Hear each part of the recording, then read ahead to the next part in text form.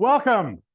Today is Tuesday, October 3rd, 2023. Happy Foundation Day to you all. I'm Steve Shields, president of the Royal Asiatic Society, Korea.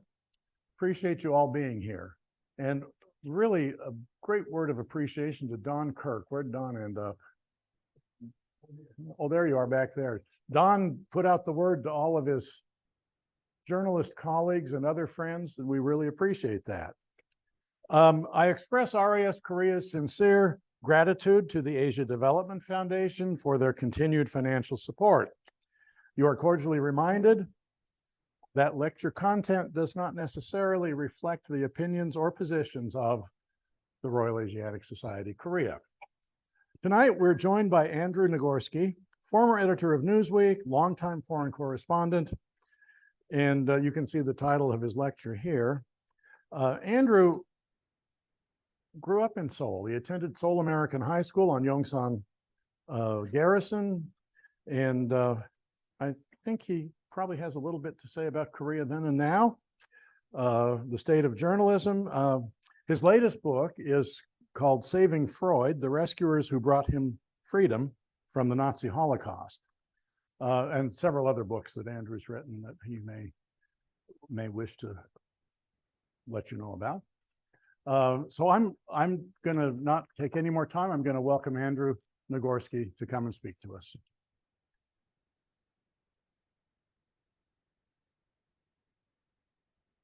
Thanks very much, Steve, and thanks not only to Steve, but yes, to Don Kirk, who an old colleague from covering stories right around this neighborhood many years ago. I'll explain exactly when and how. And I figure the invitation, though, the real motivation why I got invited to the Royal Asiatic Society is that I have my UK connection. You can tell by the accent that I was born there, which in fact I was in Edinburgh, but I happened to have left at 10 months old, so and came to the States. And in fact, my father was my parents grew up in Poland. My father fought in the Polish army in '39. Managed to escape when they were supposed to surrender to German POW camps, and like many Poles who escaped from the military, eventually ended up walking, jumping trains, and so forth, going through Hungary, Yugoslavia, and then to France, where Polish units regrouped. And then when France fell, it wasn't just British troops, of course, that were evacuated around the time of Dunkirk. Polish troops were as well, and my father ended up in a Polish paratrooper unit under British command and based in Scotland. So that's, yeah. When people ask me why this sort of obsession, which especially in terms of my books, but also during my coverage and being based in Central and Eastern Europe much of my career, it starts with a family. It starts with your own story. The reason I grew up an American instead of a Pole was because of the war, because of the sequence of events. And when I talked to Steve about this, what he wanted me to talk about, he said, well, it's got to relate to Asia because of the group, because of Korea. I said, well, that doesn't feel like a big stretch, even though I think I'll probably primarily focus on Russia, Ukraine tonight, but because of the urgency of that situation. But I really feel in many ways that I got my journalistic training or political education here in Korea. My father, who, as I mentioned, was a Polish immigrant, became a citizen, and then became a U.S. diplomat for about 10 years. And his second posting was Seoul. So I came here as a young teenager.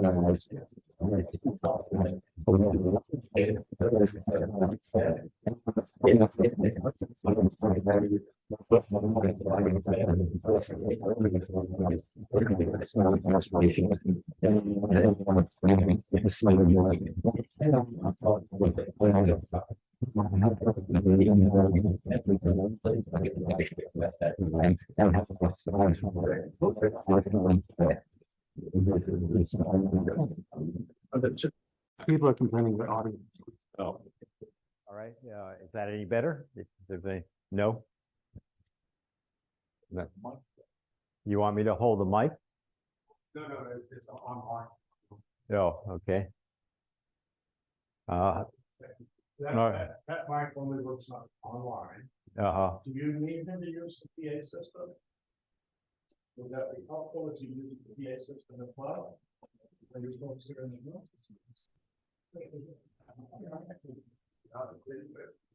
You can move the chair forward. Yeah, I mean, I can also hold this, but yeah, let me hold the mic. Maybe that will help with both. Is it? Hello? Okay, is this any better? Yeah. Okay. All right.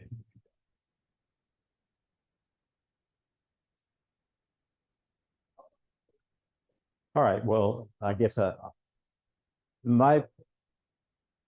other point I make about having been in Korea then, and then when I started as a foreign correspondent in the late 70s, I was based in Hong Kong, and I was a roaming correspondent around Asia. I was coming in and out of Korea for the obvious events, Park Chung Hee assassination, Gwangju Uprising, and other things. And that's where Don and I crossed paths often, and were evading roadblocks around Gwangju a couple of times. He tells me we were also at Park Chung Hee's funeral together, but my memory isn't that good. Or is that true? Yeah. Okay. And so I really felt I got my initial reporting experiences in this part of the world, even though my background having grown up speaking Polish and learning and knowing a fair amount about European history, I always assumed I'd be going to Europe. So of course it was a little bit like in the army. You know something about Europe? Okay, go to Asia, and that's what I ended up doing. But I never regretted it. It was a wonderful assignment, and that whole experience in Korea at that time for me has echoes again to what happened, what I began to observe, especially in Eastern Europe, when there was pressure on the Soviet bloc to finally change, and particularly in countries like Poland, Czechoslovakia, and Hungary, to oppose the system. I remember, and it taught me a lesson about not being deceived by surface appearances. I remember when I was in and out during the Gwangju Uprising, when we were going in and out to report in Gwangju, all communications was cut. And so we had to come out to file. And then coming in right after the military moved in, well, in the previous time, the military had shot a number of students. Those students, the bodies were out on display. It was pretty gruesome. And then the real takeover and the expulsion of the roundup of the students took place. And I went back to Gwangju, and there was this moment where you could see there were all sorts of security, a lot of plainclothesmen clearly, and people were obviously afraid to speak to foreign correspondents. But I remember one young man came up to me and just very almost brushed by me and said, "Don't think we will ever forget this." And that's a message that I remember almost in the exact same words being told by a young man in Prague after Soviet troops and the Soviet tanks suppressed the Prague Spring, when I was at that point an exchange student in Poland and gone to Prague. And you cannot, one of the, I think, the first reporting lessons was in societies which rely on repression, what you see is not the full story. And as much as possible, I always tried to report on the story that was below the surface, and then, of course, began to bubble up. So if now, just to get back to the parallels of Korea and Poland, the one other thing I would say is, here we are so many years later. Korea, I don't have to tell anyone here. I mean, for me, coming back here, this is the first time I think I've been back in at least a dozen years, but I've been only a couple of times in the recent decades. I mean, it's an astounding success story. Whatever you think of, there are always complaints about this or that and the other, but it is transformed. And so much so that I had to ask Steve to make sure he gets me here, that I'm not sure I'll be able to navigate my own way, feeling foolish for saying that. And Poland, which was also what was considered the economic basket case of Eastern Europe under communism, is now an astounding success story.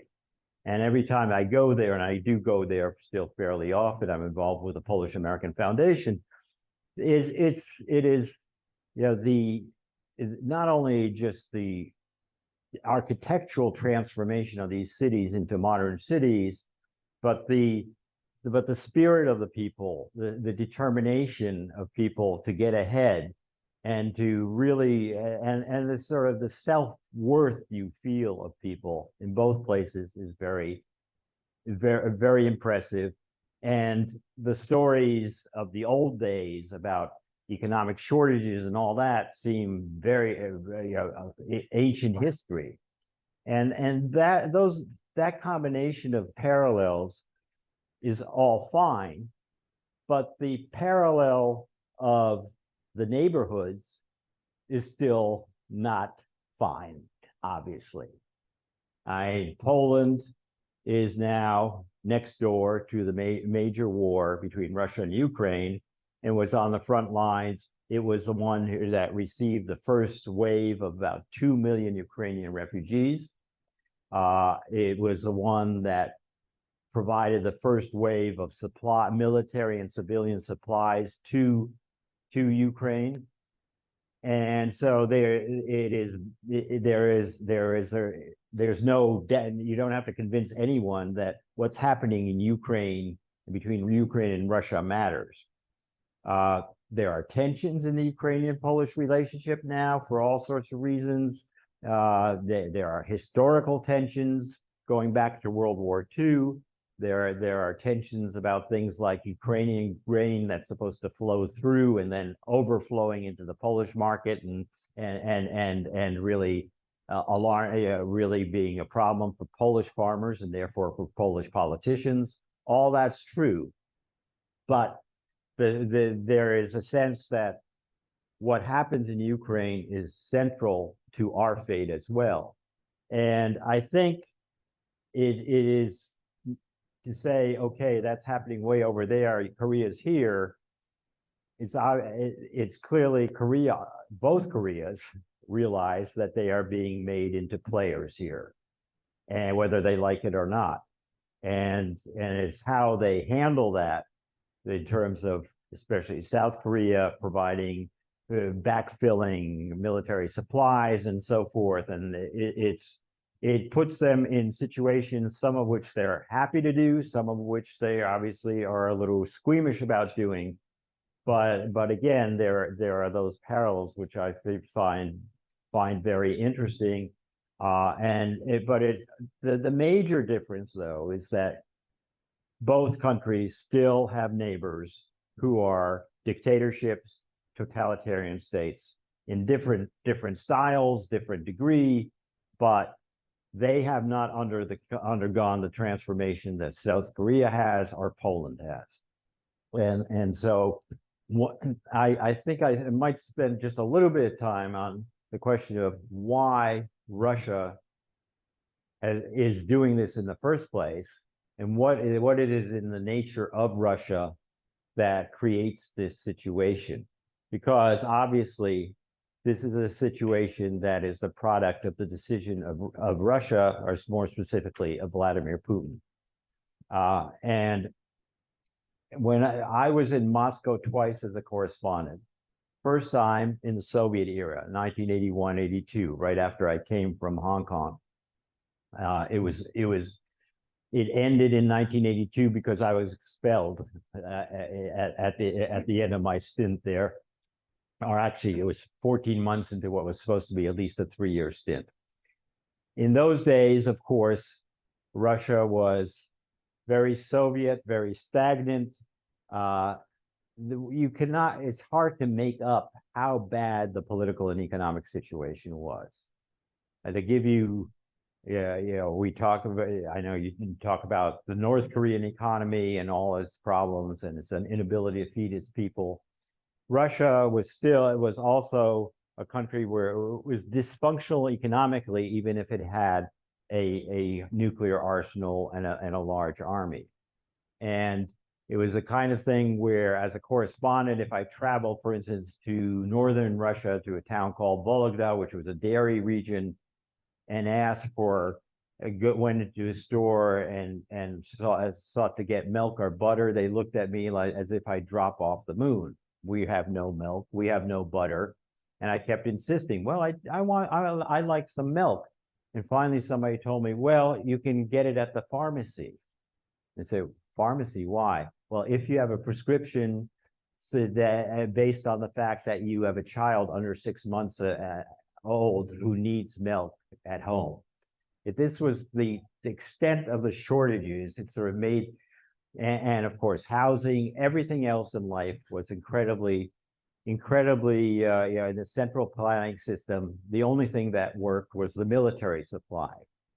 And you could read even in the Soviet press in those days, you could read about some of the absurdities of the systems. One of the first little items that I caught, which really stood out for me as an example of this, was they had found a shipment of shoes from some factory in central Russia. It was women's shoes, and when they opened up the boxes, every pair of shoes, the heels were nailed into the toes, but they fulfilled their quota.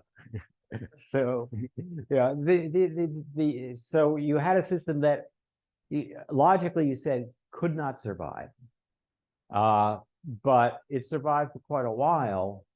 And Brezhnev, there was Leonid Brezhnev, Andropov, Chernenko, the succession of old leaders who just kept keep it going.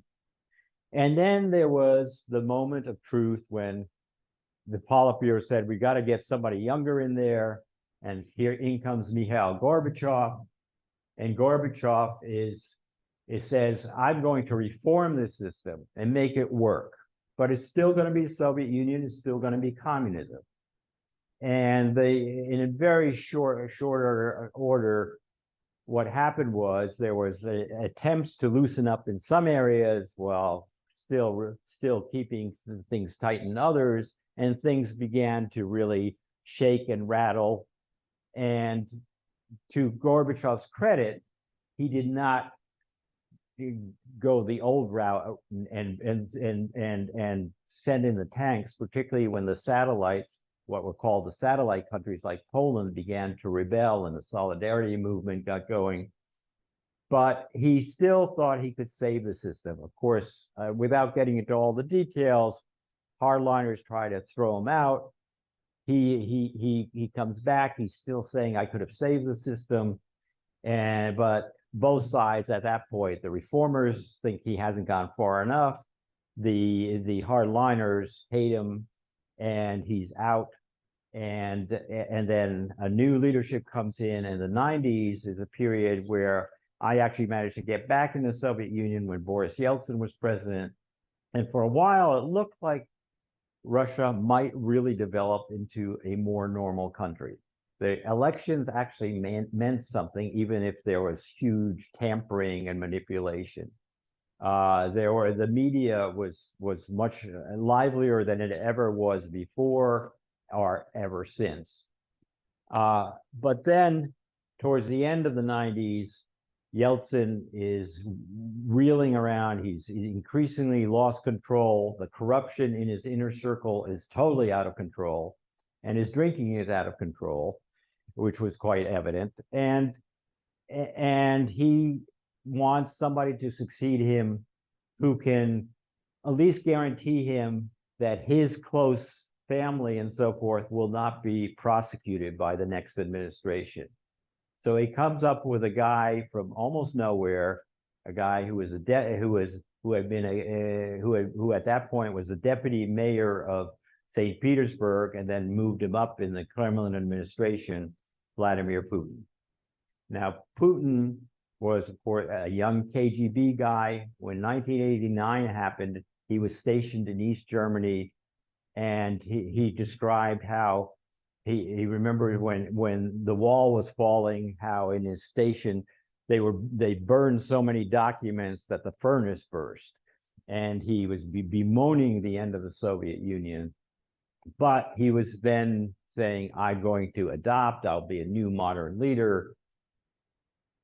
But nobody knew him, and there were still real elections going on in Russia. And when Yeltsin wants to maneuver him to become president, he's got a 2% approval rating. At that point, miraculously, some apartment buildings begin to blow up in around Moscow, and about 300 people are killed. Putin blames this on Chechen terrorists, starts the war on Chechnya, and people rally around Putin. He takes power. And in the very beginning, it looks like he's still claiming we're going to be a new Russia, we're going to play by new rules. But in retrospect, we can certainly see that was all an illusion. It was, in very personal terms, I remember at one point coming back to Moscow right after Putin became president and talking to some people. It was a guy in his inner circle who was in the Duma, the parliament, and And I recognized the change in tone right away, because this guy who was very polished, he was in his 40s, very Western looking, speaking, but at a certain point he said, "Oh, Mr. Nagorski, you had some problems in this country before, I heard. We kicked you out." And I said, "Yes." And he said, "Oh, yes, I remember reading all your stories in Newsweek in the early 80s.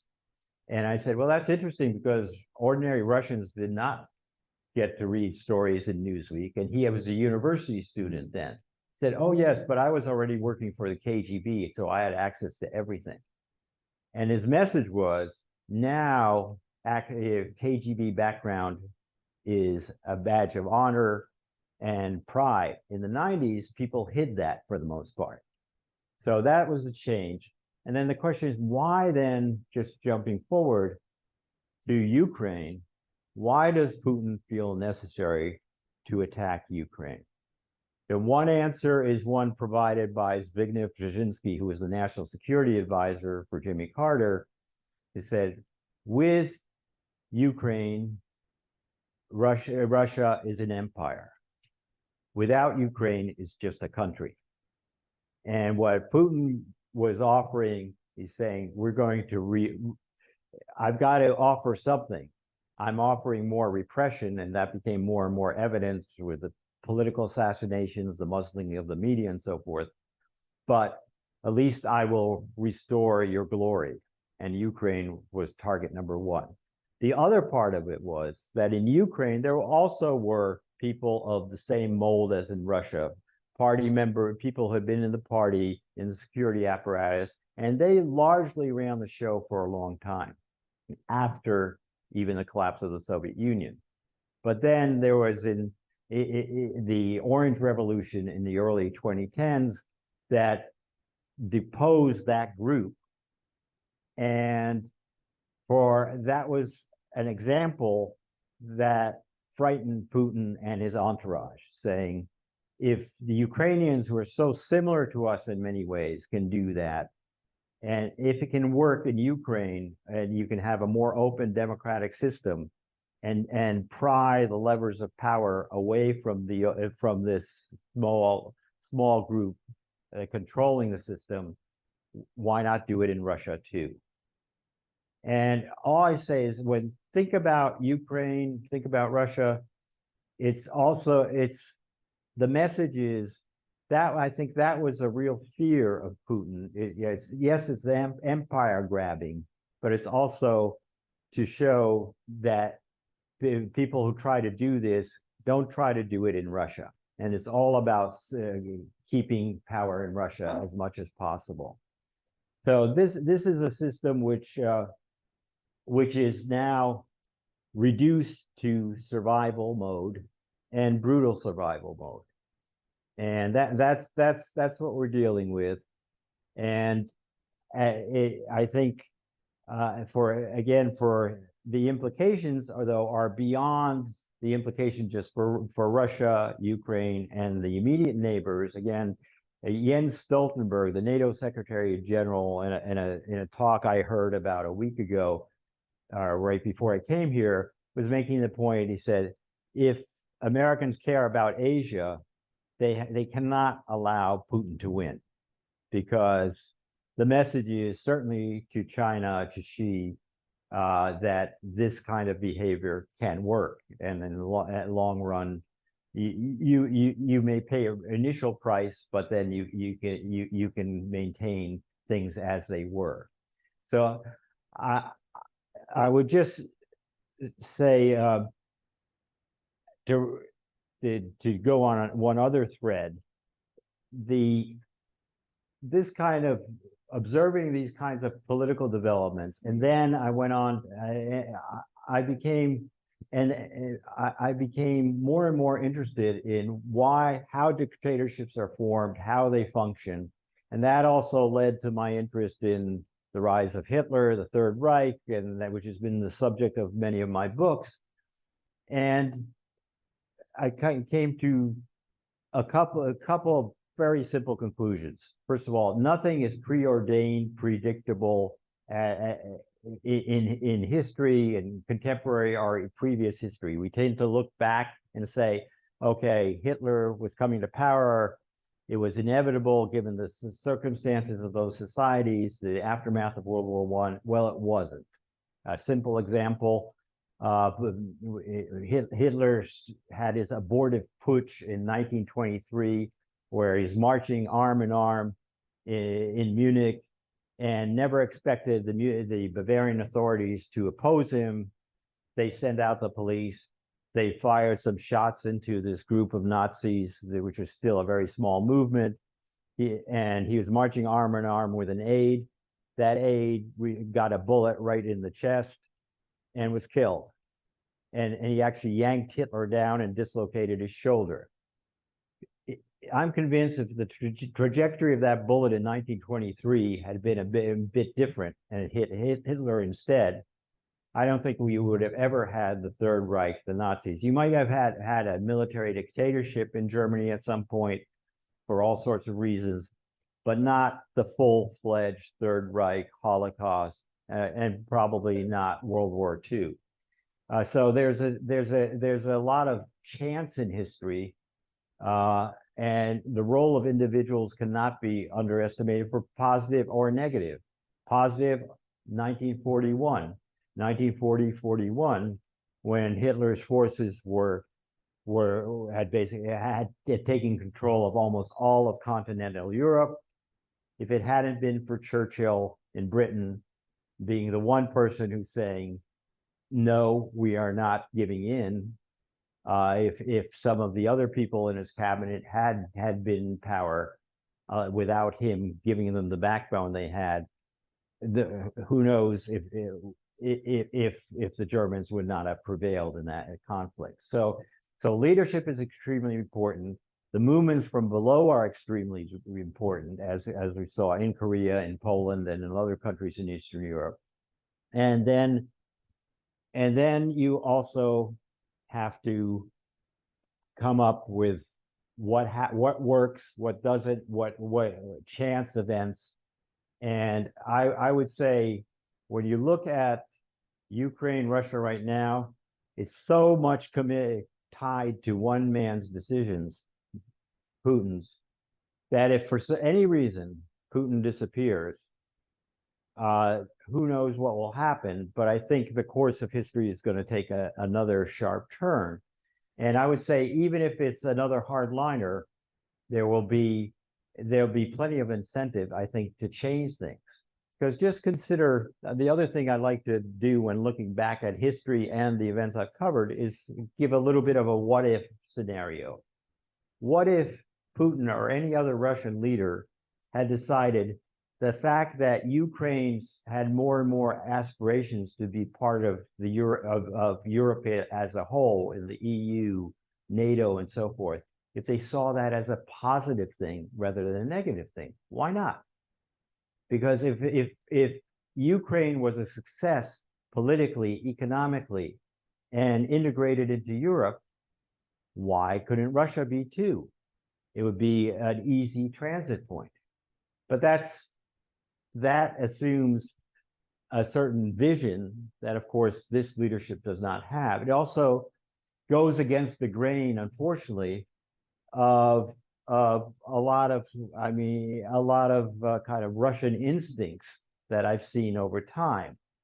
There's an old fable in Russia that there are two farmers, and they're both dirt poor, and they both each has one scrawny cow, and a genie comes down and says to the two farmers, I'm sorry, I'll just go with the one farmer. The one farmer, what would you like to do? Because now I see your neighbor's cow is doing very well.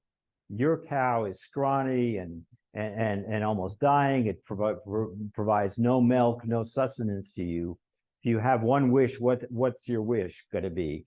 And the farmer says about the farmer who has a very healthy cow, kill my neighbor's cow. that's a little bit what we're seeing in the metaphor of Ukraine and Russia right now. It's a pretty grim situation, but I still think, just having observed Russia over the years, that there's so many really smart, talented people there, and people who want to achieve something more than they have, but have really lost their way under this leadership, that it could still turn around. But it's hard to be an optimist in Russia. In fact, there's a saying, another saying in Russia, that a pessimist is a well-informed optimist. And I guess that's about as much optimism as I can offer you right now. I prefer to just go in any direction you'd like at this point, and then take some questions. Thanks, Andy. Yeah. I think it might be interesting if you just told us a little bit about your newest book. Okay. Yeah. I'll let you in. Oh, all right. Don't pass it around. Yeah. Okay. All right. Yeah. I mean, the other part of my, I've always been interested in the personal decisions people make, when they're suddenly faced with extreme situations. And I had a book called Hitlerland about Americans in Germany in the 20s and 30s, what they observed, how they acted. Because in retrospect, it's always easy to say, I saw it coming, I knew exactly what was going to happen. It rarely is that way. Those of you who are journalists know that, when you're in the midst of everything seems to be going crazy, it's hard to know when your editor says, so what's going to happen? And that's a very tough one. And so a lot of my books, I try to write from the perspective, not writing with the all-knowing, in retrospect kind of tone, but how people saw things then. And so you understand it. And I stumbled upon the story of Sigmund Freud that I didn't know about. And I never expected to write a book about Freud. I mean, I took one psychology course in college. That doesn't qualify me for anything. But this is not a psychology book in the sense of academically. But if there is something about psychology in this book, it's about what it is that makes people not see what's going on around them. And Freud, I think a lot of people, I hadn't even realized that he was still in Vienna in 1938 when the Anschluss happened, which was Hitler's incorporation of Austria into the Third Reich. And when Hitler came to speak and make his triumphant speech in Vienna, he was just down the street from Freud's house. Freud was a very old man at that point. Freud was born in 1856. So most of us think of Freud, of course, and I did too, as a turn of the century figure. And you don't really associate him with that era, the Nazi movement and so forth. But but Freud lived to see that era. And he, unlike many Austrian Jews, did not leave Vienna when it was very easy to do so. So I was intrigued by that. I'd actually been reading an autobiography of Stefan Zweig, who is another Austrian Jew, a very, very skilled writer, A World of Yesterday, if ever one of you, if you'd like to pick it up. It evokes the whole ambiance of Vienna, and particularly Jewish Vienna. And he mentions how he meets Freud in Vienna I think it was in the 20s for the first time, and 30s.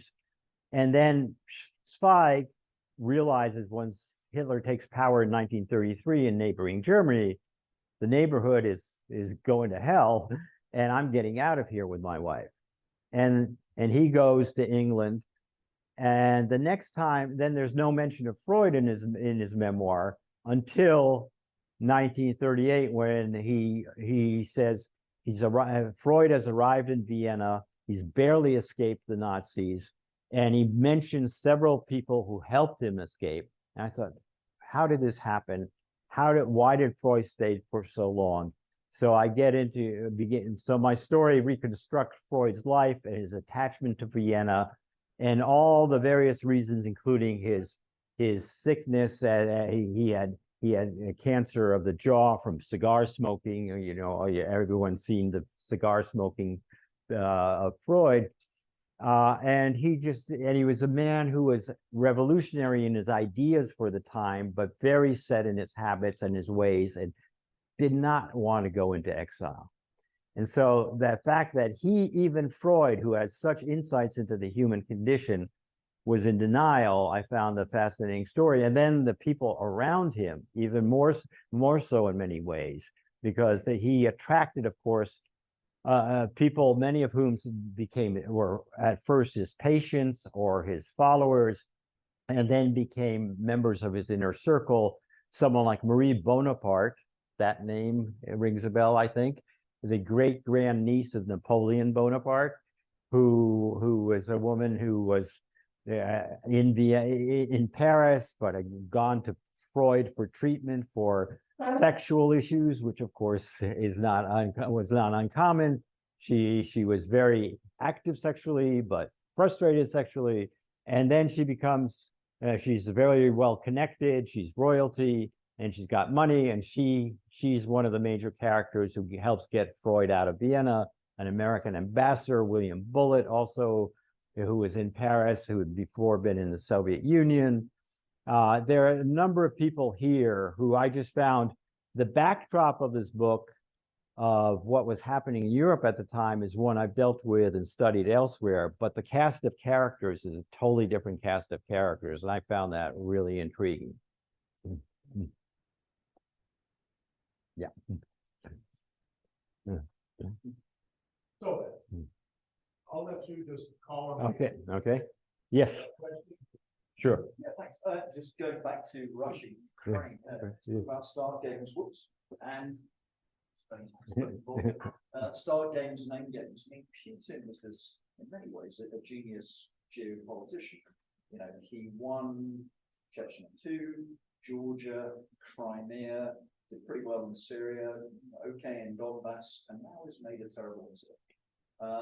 Why do you think Putin got Ukraine so badly wrong?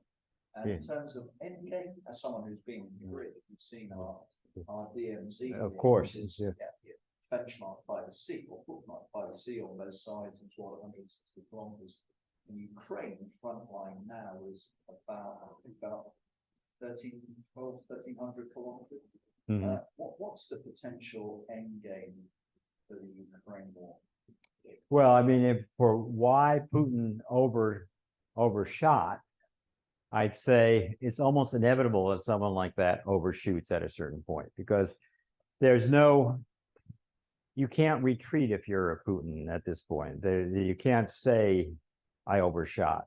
You can't, and it was totally unnecessary to do this in the beginning. And as I suggested, there was also a whole different scenario one could have envisaged for Russia that might have averted all of this. But if you say that the only reason, the instrument to keep myself and my group of oligarchs in power and controlling the resources, the riches of Russia, is fear, it's hard to go back. You know, Putin believes in the Machiavelli dictum. Machiavelli said it's great for a ruler to be loved and feared, but if it's got to be one of them, it's got to be fear. And that's every dictator who doesn't want to reconsider his role. And I mean, Gorbachev, to his credit, did try to reconsider his role, and he abandoned the fear, which is why Eastern Europe eventually unraveled. But he really, excuse me, yes, and here the same thing. It was a more gradual process, but I think the tighter the control, the more likely at some point that it bursts, and the dictator understands that. Remember 1989, Ceausescu. Why was that the one violent revolution in that part of the world that ended with him and his wife being executed? Because that was the most repressive state in Eastern Europe. And so if you rose up against the king, you had to slay the king. And I think Putin feels the same thing right now. So the end game, yeah, this could drag on for very long. It could also, I also have this feeling that if tomorrow we wake up and someone says, and the news is Putin has disappeared or been assassinated, or he has a stomach ailment that is really bad and he's incapacitated, any of those things wouldn't totally surprise me. I mean, I think we would be stunned at first, but if for things to move, I think it has to move beyond Putin, and and of course, in a system like this, you can't predict that. Is there anyone in Russian politics now who would be willing to withdraw from Ukraine? I think even that is supported. Yeah, I think the reality is, I think any Russian politician or anyone, the public figure, could not say that right now, that I would pull out. Although, I mean, who said that? The people who said that the Russian policy was wrong, the Russians who did, have either been assassinated or are sent into prison, because yeah, Navalny's there. He's ambiguous on empire, but he's a sort of a political operator too. He's a dissident. He's a very courageous man, but he's also gauging his audience. Others, Boris Nemtsov in 2015 was the one who openly opposed the seizure of Crimea, and he was assassinated right in front of the Kremlin.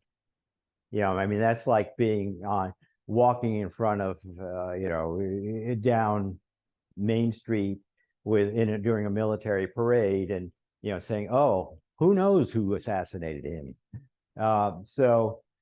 I think no, it's and the other people from jail, someone like Vladimir Kara-Murza, who's another dissident, has opposed the Ukraine war, but he's not someone who will get a large following, obviously. So it's a game, but my feeling is when they say, well, you might get someone worse, I think I would take a gamble on anyone else, any other government saying this is a chance for a reboot, because Ukraine is suffering, of course, tremendously.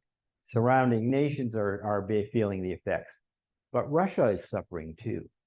I mean, they've had an exodus of smart people on a major scale, and it's not, and of course the sanctions, while there are all sorts of debates about how effective they are or not, but Russia has been set back in a major way in terms of its whole ability to become a major player.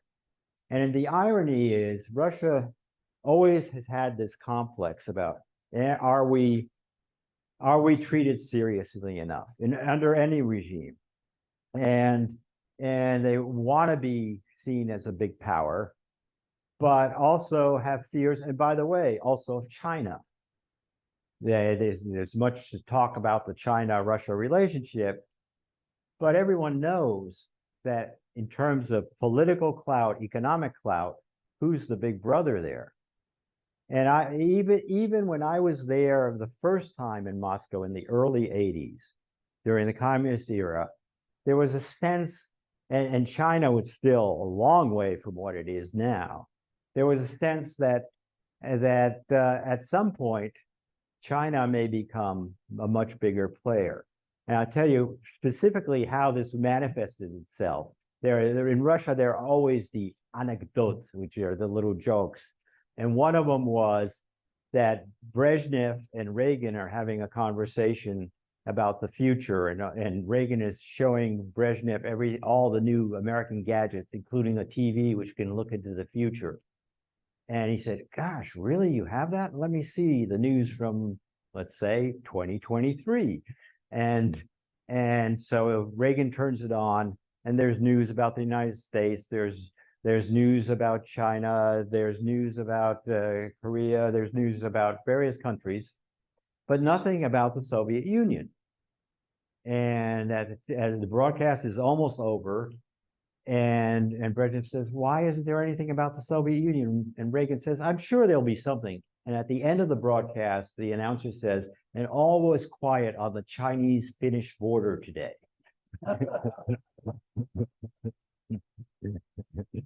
So, yes. Two quick questions about Russia, Ukraine. The second one coming back to Korea. The first one, we've seen the US budget and Republicans moving to pull out, and we see the Polish elections, kind of talk about drowning man pulling down everyone with it. And Yeah. in Slovakia, the election is over, and we see that as repercussions. What does this all mean? For Ukraine, sort of in the next 12 months or going forward?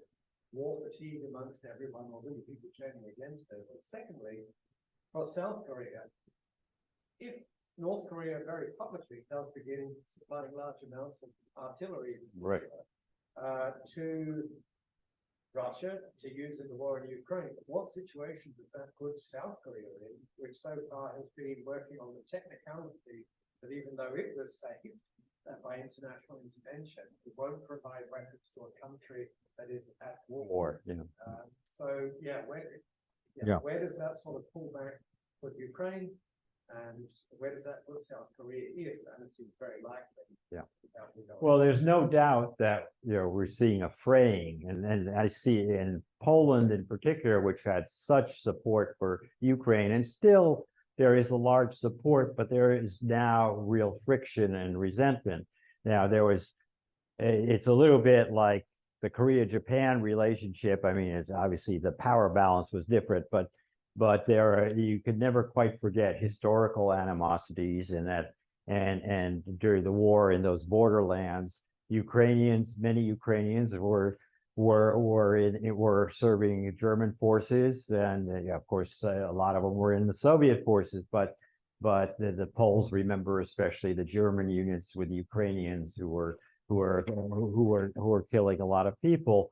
So all that gets revived when there are tensions, as there are now. For one thing, I was astounded early on how welcoming the Poles were. I was in Poland. People were literally driving up to the border, people coming across, say, "Get in my car, come to our house, stay with us." And it wasn't like you have a house guest, you say, "Okay, come for the weekend." Who knows? Maybe you'll stay maybe a week, maybe you'll stay 2 weeks, maybe 2 months, maybe 2 years. It was very uncertain, and people were willing to do that despite all the historical tensions. But now the agricultural conflict, and then I think here I greatly admired Zelensky's stand all along, but he's not played the Polish card well. He is. The drowning man remark, if some of you know what it was, where at the UN he was complaining about, he didn't specifically name Poland, but it was clearly involved Poland and some of the other Eastern European states who were saying that the grain situation was mishandled. All that has created a lot of tension, and Poland is in the midst of an election campaign, which does not bring out the best in anybody in any country, and that's going to be over, I think, in 2 weeks or so. So it might calm things down somewhat, but of course there's a natural impulse of politicians to seize on issues which will resonate. But Zelensky is seen right now in Poland as being ungrateful for the huge amount of support, and I think I mentioned that. That first round of the tanks, the jets, and ammunition was all from Polish stock, and everything is transiting through Poland. So Poland has put itself exposed on the line when a lot of other European countries were very reluctant to do it. Now, in terms of Korea, North Korea, South Korean equipment is reaching the United States and is in fact backfilling stuff that U.S. stocks on a lot of things have gone way down, and I think the way, as I understand it, is being finessed is that South Korea says it is simply supplying the United States, But of course, it's, movable parts. It's a little bit like oil flowing, then after a while, exactly where it flows from is not so clear. But I would think, and I know that South Koreans also do not want to, are very worried, at least want to not get in a situation where they feel they are in a straight out confrontation with China and Russia on this. But China's own stance is also, while it's making certain, very sometimes, it's doing all the symbolic things that most of them, which Putin wants. I'm not sure its heart's completely in going all in for Russia on this. So I think South Korea does have a room for maneuver, and it's got a lot of the things that are needed for this war, whether it is to fill in, to provide help for its allies or directly to Ukraine. That's probably the one line that they want to avoid crossing. But it is interesting that, this whole relationship, the partnership of NATO with the four, South Korea, Japan, Australia, New Zealand, is very much there and aware of it. Stoltenberg was talking about this again in his talk in New York a week or two ago. And there's a sense that, this is not simply a NATO operation. It's almost like, again, it's not a UN operation, obviously, for obvious reasons, like the original Korean War, but it is a much broader alliance. But it's going to be tough to keep it all together long term. And obviously, Putin is hoping to pry loose, and play upon those frictions as much as he can. Yes. I'm asking the question, I want to report on the fact that Russia was being encircled by NATO encroachment, and therefore was somewhat expected. Yeah. And the hypothetical given to the argument is that if you come around and say North America, U.S. is not going to allow any tanks or whatnot near close to any U.S. Yeah. Well, the encirclement argument is an old Soviet argument, now a Russian argument. And it's interesting, when Russia had its whole empire in Eastern Europe and the Soviet Union was intact, it was always, we are NATO, or anybody else is encircling us. And the further their empire extended, the more we're encircled. It's sort of like, that's not the issue. This is not about NATO enlargement. That's the pretext. And first of all, the NATO, if people who argued against NATO enlargement in the 90s, when it was first offered to Poland, Hungary, Czech Republic, and Slovakia, said, oh, it will antagonize the Russians. And then when the Baltic states, it will antagonize the Russians. And I remember talking to Russian officials who were all incensed by it. Well, can you imagine right now, if Poland was not in NATO, and if the Baltic states were not in NATO, how much more threatening this situation would look? Because there is a sense that does provide, a line which even Russia does not want to cross. And it's a defense, and you say, everybody says it's a defense alliance. The idea that NATO is going to attack, Poland is going to attack Russia or so forth, it's not exactly, or Estonia is not something to be taken seriously, I think. And if you say these post-Soviet empire states are supposed to be democratic and decide their own fate, how can you then turn around and say you can't join whatever alliance you want to join? That's the point. They are coming to NATO. It's not that NATO is coming to them. I think the encirclement again, I think, is really a more of a decoy, because it's much more this business of maintaining power in Moscow and avoiding the kinds of examples that Ukraine was beginning to set, because Ukraine had all sorts of problems and was corrupt and still has a lot of corruption, and there's still a lot of oligarchs. But it was, if you went from Moscow to Kiev before the war, as I did on occasion, there was a very different feeling in both places, and there was a sense that Ukraine that the system was beginning to work as at least somewhat as it should, that there was an ability of people to express their beliefs and to express their preferences on the ballot box. So I think a lot of these arguments are very spurious arguments that just don't apply.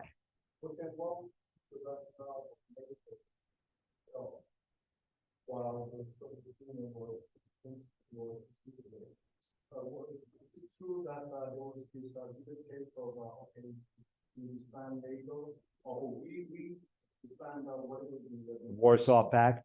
and then Well, some Russians suggested that that's what should happen, but the Warsaw Pact fell of its own accord.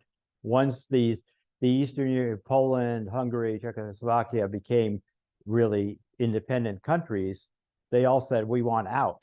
So there was no Warsaw Pact. But there was never an agreement that NATO would disband. And there were some people who said, well, maybe it will become irrelevant after a while. And it might have. But what has made NATO really relevant now? Russia's invasion of Ukraine. Why are Finland and Norway? Why did Finland and Sweden, who Finland was famous? Finlandization was a term they hated, but neutrality, don't antagonize Russia. Sweden was famous for its neutrality. We don't want to be in NATO. But so it's what's interesting about Putin's policy, saying we have to do this because of NATO expansion, while he fuels NATO expansion. Because then the other countries say, if without the NATO umbrella, then we'll be vulnerable too. It's sort of like you say, this is the worst case scenario for Russia. We can't take this. And then they do everything to make that worst case scenario happen. Don, yes. Oh, yeah, go ahead. About Poland and South Korea. There was in Poland during the totalitarian movement. Yes. In my conversation with Polish people who were involved in totalitarian, still far more interested in South Korea than their own, circumstance leading in the black system. For instance, they were asking questions about how South Korea shipbuilding industry was trying to overshadow their own shipbuilding. Yes, yes. What is I was wondering if there is any historical impact, in Polish. Well, I think about South Korea. Well, certainly when '89 happened and the system changed, one of the first places they looked at, they were looking at the Asian tigers. And of course, South Korea was at the top of the list. And remember, the solidarity movement started in the shipyards on the Baltic. And so I think there was a natural thing. Well, everyone was aware how South Korea had become a powerhouse in terms of shipbuilding, but in so many other ways. So there was this sense, can we emulate South Korea? That if we're looking around for models, And here's a country that also came out of war, dictatorship, very different political system, but still this kind of evolution. I think it served as a positive role model. I think the interest you found, it doesn't surprise me. And I think that kinship was there, and a great deal of admiration for Korea's accomplishments. Any reference to Russia, Mhm. where have we miscalculated the collapse of the Soviet system? Yeah. And we have known Russia's history, Right. long history of Oppression, yeah, dictatorship, yeah. And what are we to expect after Putin? Putin is literally hanging on On a thread, yeah. the line. Yeah. Well, In the way that we think it's going to be more, Oh. less peaceful, we better be more Yeah. certain, more second Putin, third Putin. yeah. I wish I could tell you, and I will answer you the way I answered some of my editors at Newsweek when they'd always ask, okay, what's happening next? And I refer to the Russian tendency to rewrite their own history again and again, depending on who was in power. I said, how can you predict the future in a country with an unpredictable past? And there's a bit of that, but I do not think there was the school of thought that Russia was always going to be despotic, always going to be tyrannical. And this goes back, there was a famous traveler in Russia in the 19th century, Marquis de Custine, who wrote a book, A Journey for Our Time. And he talked about the natural despotism of Russian rulers and the servility of its populace. But there were other people who maintained all along that's overly simple in Tsarist times and in communist times. For instance, Alexander Solzhenitsyn made the case that there were numerous revolts and attempts at reform at the end of the 19th and 20th century. And some of them looked like they might have a chance of success, but then World War I happens, collapse, and of course that's very fertile ground for a small group of Bolsheviks to seize power. Again, what I'm trying to say when I was saying about the course of history is not just that one individual may change or one movement may change. I still believe Russia is not destined of necessity to always follow the most ruthless, the most self-destructive course, even though it's on that course right now, I feel. But I cannot tell you when they will begin to go. I had the feeling when '89 happened and I witnessed much of what happened in Eastern Europe, I thought, well, maybe in a generation, 20, 25 years, Russia will begin to do the same things and have the same kind of evolution as Poland has had, as the Czech Republic, as Hungary. I obviously was wrong on that. But in the 90s, it looked like that could possibly happen. I'm hoping there will be that window again, but I can't say much beyond that. I hope it will open again. Yeah, yeah. Richard Jones, the current FT correspondent in Seoul is Christian Davis. His father, of course, is Norman Davis, who's one of the greatest. Oh, really? Oh, yeah, Poland. He was here. Recently. I know Norman Davis. I didn't know his son was here. Oh, that's right. yeah. It's the Financial Times correspondent. My understanding is he might be considering a book on correspondence between Poland, Ukraine, and Korea, Manchuria. Oh, wonderful, wonderful. That's a book I'll very glad to read. Yes, done. Yes.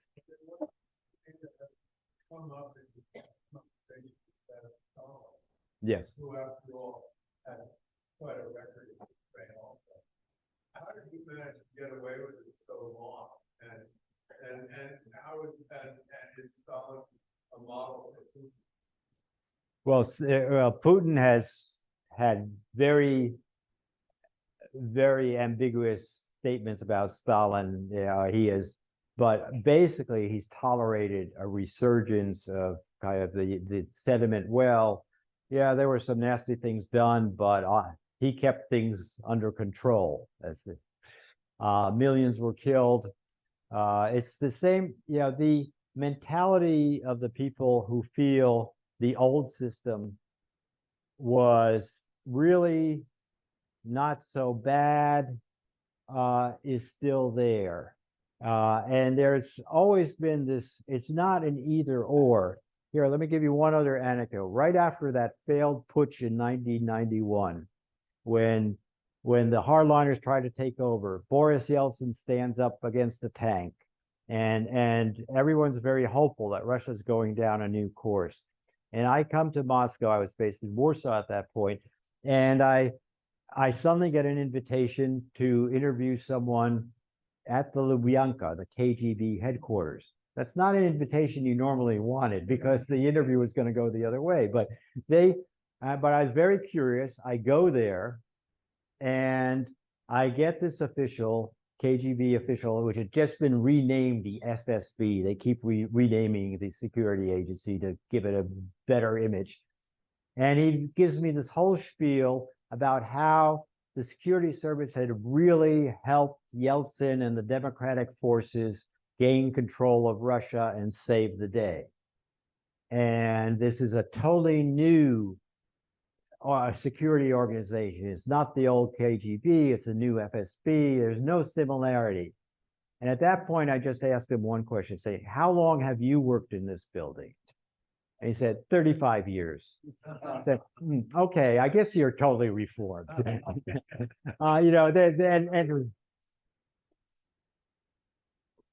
Well, I mean, Stalin, it was sheer terror. First of all, terror on a scale. Well, Mao's terror, Mao's scale. That you put the fear of God into everyone, and everyone can be killed, can be made a non-person. Sometimes when I talk to students, I say, you know who really invented Photoshop? Stalin. All those images of the first Politburo, and they begin to axe out these faces. That's Stalin. Yeah. Yes. Okay. Let me interject. Two more questions. The lady and Tom. Okay. And then we'll Yes.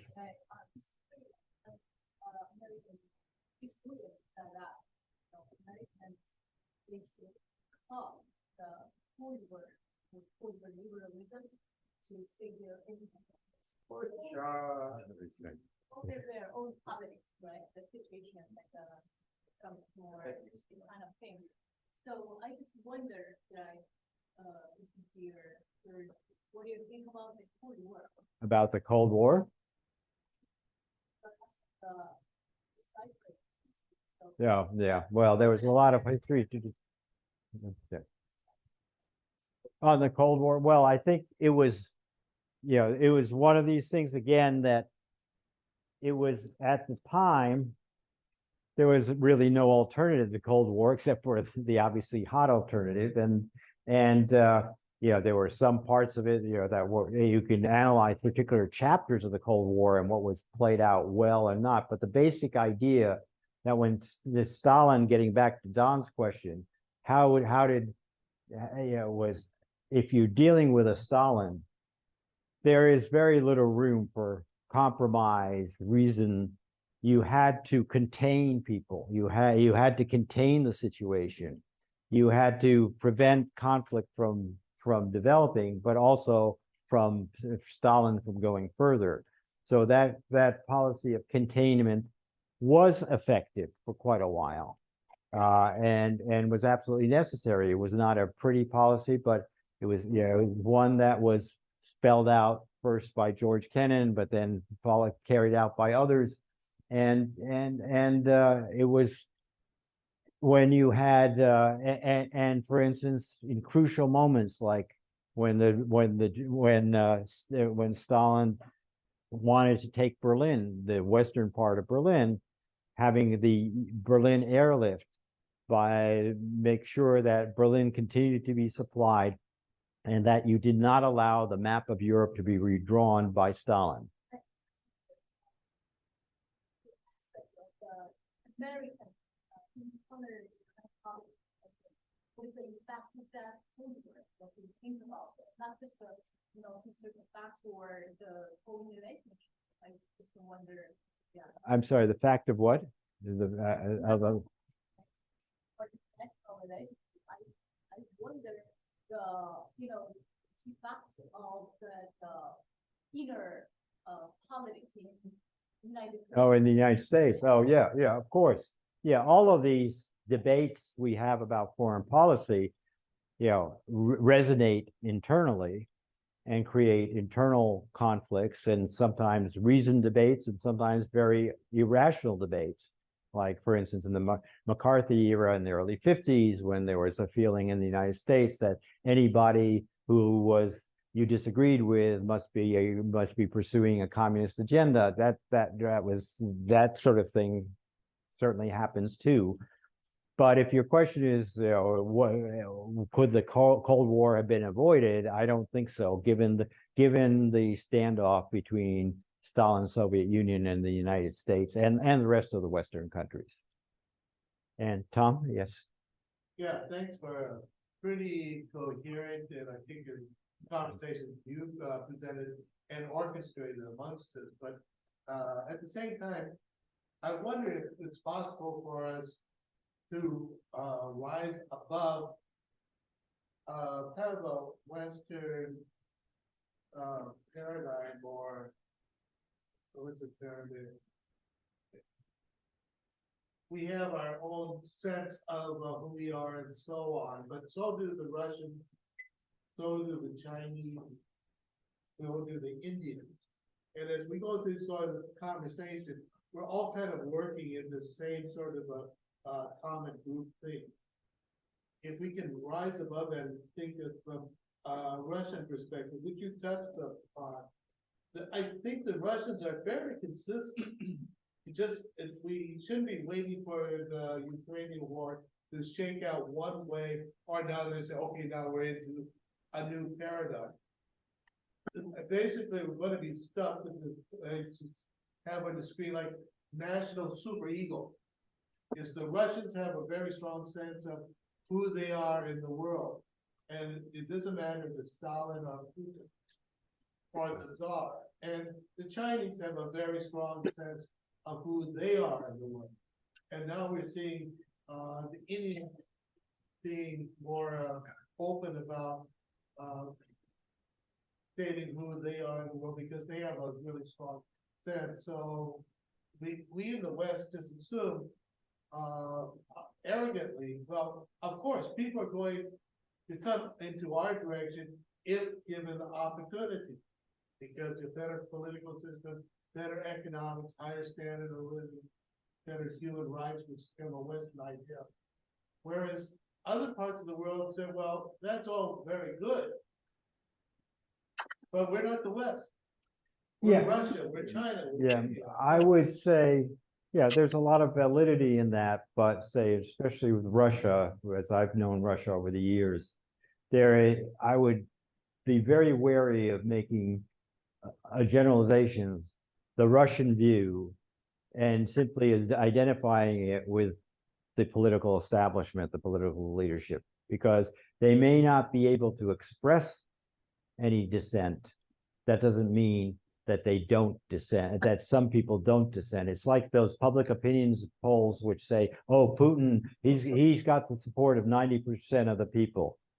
Well, if you get a phone call and say, do you support Vladimir Putin? What are you going to say? I mean, a lot of people are blinded by the propaganda, which is incessant, and do not tap into other sources of information.